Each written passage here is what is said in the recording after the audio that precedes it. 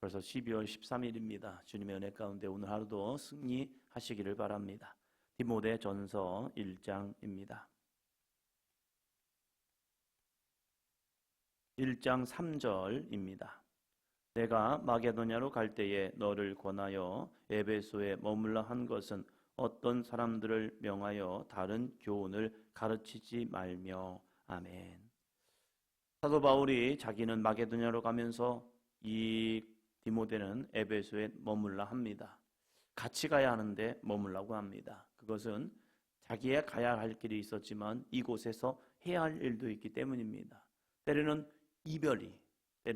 이별이 하나님의 은혜라는 사실입니다. 그 이별은 영원한 이별이 아니죠. 잠깐 여기서 머물라. 나는 마게도냐에 갈 테니까 너는 에베소에서 남겨진 일들을 좀 감당했으면 좋겠다. 그러면서 이 혼자 머물면서 뭐라느냐? 이 디모데는 온전한 사역자로 조금씩 성장하고 있다는 사실입니다. 함께하면 늘 바울 밑에서 사역을 할 수밖에 없습니다. 그러나 바울이 떠난 자리를 자기가 감당해야 하기 때문에 그 감당해야 하기 때문에 이제 지도자로서 훈련을 받기 시작하는 겁니다. 그러면서 이 디모데는 더욱더 세움을 받게 됩니다. 때로는 홀로 서기가 필요하죠. 홀로 서기를 통해서 정말 자기가 부족함을 깨닫게 되고 그 부족함을 깨달으면 기도하게 되죠. 그 기도함을 통해서 하나님이 채워주시는 은혜를 경험하게 되죠. 그래서 우리는 모두 다 사역자가 되어봐야 합니다. 사역자가 되지 않으면 자기의 부족함을 몰라요. 가르쳐보면 자기가 깨닫는 게 있죠. 아, 내가 이 정도 부족한 사람이었구나. 그러나 가르치지 아니하다 보면 늘 자기는 다 아는 것 같은 거예요. 그래서 시험이라는 게 꼭 필요한 거죠. 아이들이 지금 시험 기간 시험을 보고 있죠. 시험을 통해서 깨닫는 건 그거예요. 아, 내 실력이 이거밖에 안 됐구나. 이를 깨닫게 돼요. 시험을 안 치르면 아이들이 다 자기가 아는 줄 알아요. 그래서 선생님한테 배웠다는 거죠. 그래서 누군가 얘기하면 나도 알아요 그럽니다. 그런데 그러면 네가 풀어봐 한데 알았는데 이런 얘기를 합니다. 그것은 완전히 아는 것이 아니었죠.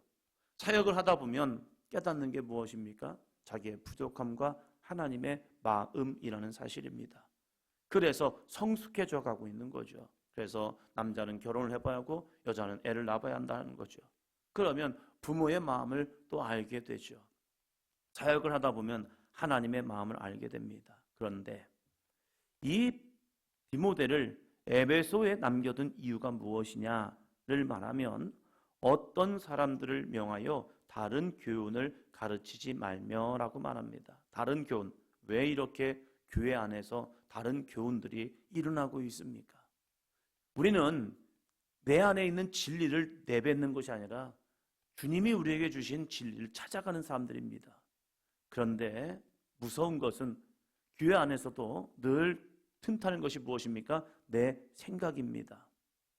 하나님의 말씀을 따라가는 것이 아니라 하나님의 말씀을 추구하는 것이 아니라 그 말씀을 나의 삶에 적용시키는 것이 아니라 내 삶을 하나님의 말씀에 적용시켜버립니다.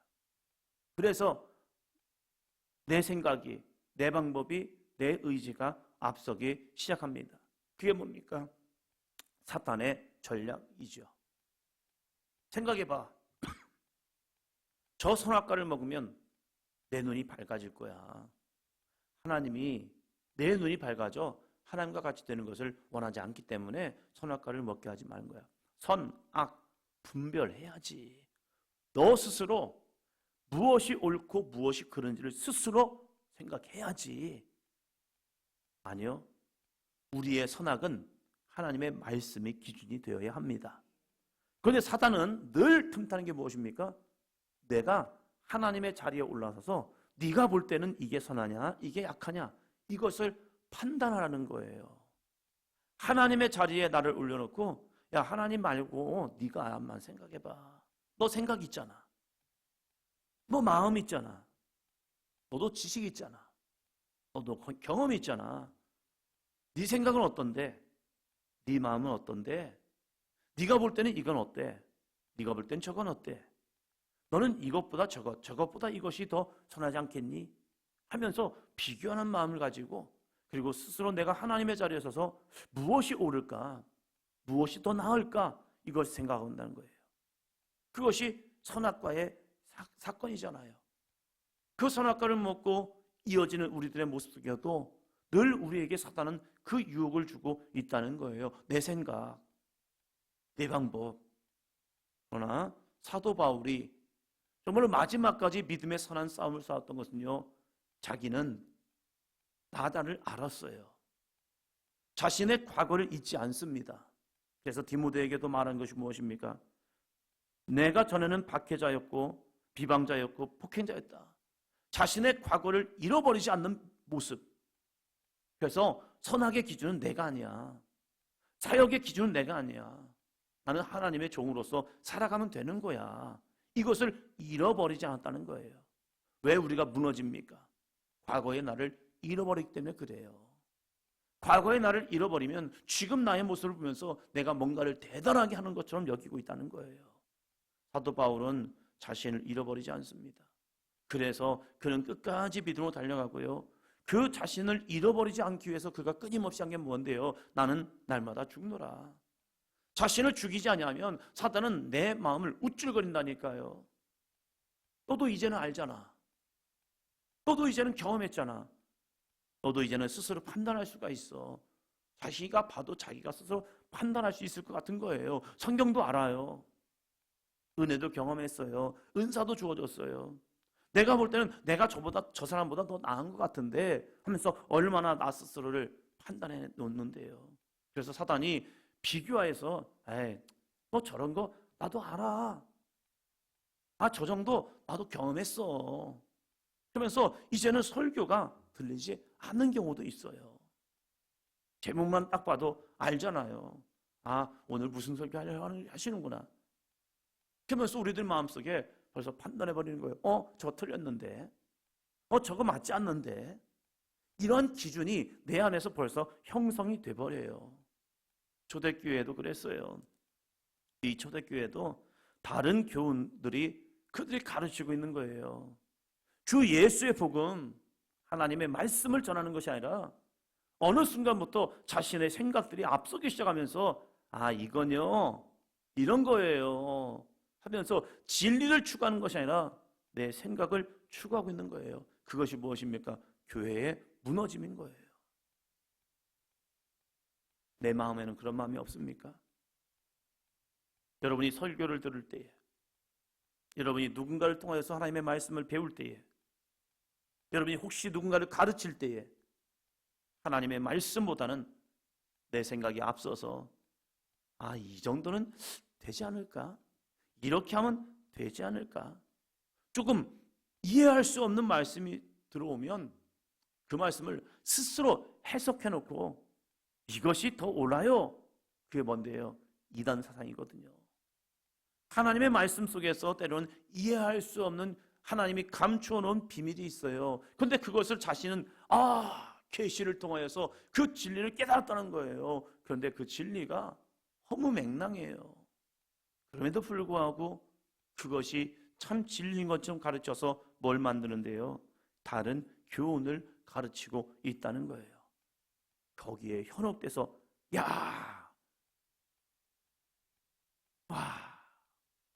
그러면서 새로운 진리를 내가 깨달았구나. 새로운 진리를 내가 배웠구나 하면서 거기에 빠져버리는 모습들. 그러나 사도 바울은 자신의 모습 속에서 오로지 예수 그리스도, 내가 증거하고 싶은 것은 다른 것이 아니라, 다른 진리가 아니라 오직 예수 그리스도를 통한 구원의 진리, 그것이 어쩌면 너무 단순한 거예요. 누군가 이렇게 말할 수 있죠. 바울이요, 당신은 다른 말 할 거 없습니까? 당신은 다른 말이 없습니까? 예, 없습니다. 왜요? 자기는 오직 예수 그리스도에 대한 진리만을 깨달았기 때문에 그래요. 몰라서가 아니에요. 그는 세상의 많은 것을 배웠지만 그 모든 것이 다 분토와 같이, 배설물과 같이 여겼고, 내 안에는 오직 진리의 말씀, 예수 그리스도, 그 예수 그리스도만이 우리를 하나님의 나라에 들어갈 수 있는 유일한 길임을 깨달았기 때문에 오직 그 진리의 말씀을 선포하며 나아갑니다. 12절 볼까요? 나를 능하게 하신 그리스도 예수 우리 주께 내가 감사함은 나를 충성되이 여겨 내게 직분을 맡기심이니. 나를 충성되이 여겨 내게 직분을 맡기셨는데 그 직분이 무엇이냐? 예수 그리스도. 그 예수 그리스도를 전하는 사도의 직분, 이것만을 열심히 마지막 죽음의 그 자리까지 끝까지 순종해 나가는 이 사도 바울의 모습이라는 사실입니다. 우리는 무엇 때문에 감사합니까? 우리는 무엇이 있어야 감사합니까? 우리는 무엇이 채워져야 감사합니까? 사도 바울은 정말로 감사한 게 예수 그리스도를 만난 것이고, 그 예수 그리스도를 만나고 그 예수님을 전할 수 있다는 것, 이것이 사도 바울의 온전한 감사의 모습이었다는 사실입니다. 우리에게도 이 감사가 있기를 주의 이름으로 축원합니다. 내 입술을 열어서 예수님, 내 입술을 열어서 누군가에게 예수님, 그 예수님을 전할 수 있다는 것, 그 전한다는 건 뭐예요? 내 안에 생명이 있기 때문이 아니겠습니까? 내 심령 속에 예수 그리스도의 생명이 있기 때문에 그 생명이 내 입술을 통하여 증거되고 나눠주고 흘러가고 있다는 사실이에요. 그것이 얼마나 감사한 일인데요. 내가 예수님을 믿음에도 불구하고 내 입술을 통하여 예수님 믿으세요 말할 수 없다면 내 안에는 예수의 생명이 고갈되었다는 사실이에요. 우물이 있지만 우물이 메말라 버리면 물이 나오지 않잖아요. 우물인데 거기에 물이 없단 말이에요. 그래서 그것을 빈 우물이라고 말합니다. 그러나 우물 가운데 물이 있으면요, 사람들은 그 우물에서 그 물을 마시려고 합니다. 사도 바울에게는 거룩한 그리스도인이었고 그 그리스도 안에 예수님이 계셨습니다. 그러기에 내 안에 계신 예수님을 끊임없이 전하였습니다.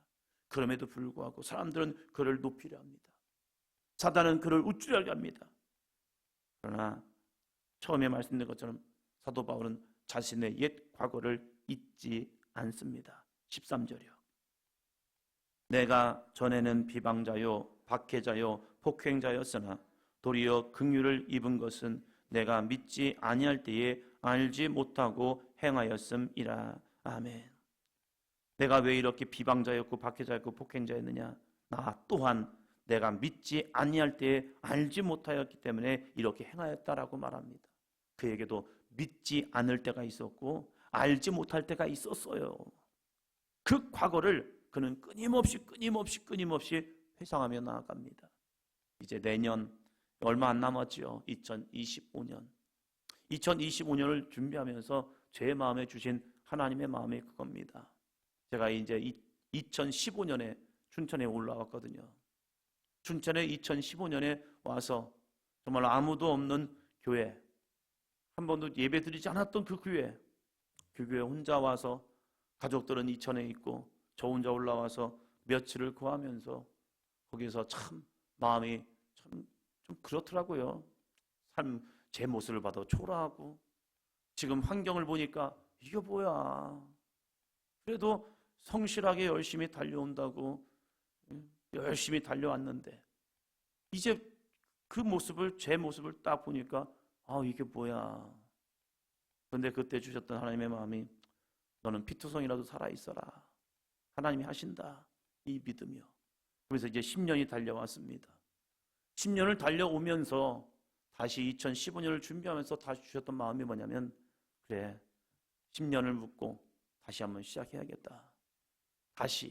전 다시라는 말을 굉장히 좋아합니다. 하나님이 다시라는 은혜를 주시는 것. 그래 초심을 잃지 말고 다시 달려가자. 다시 믿음으로 나아가자.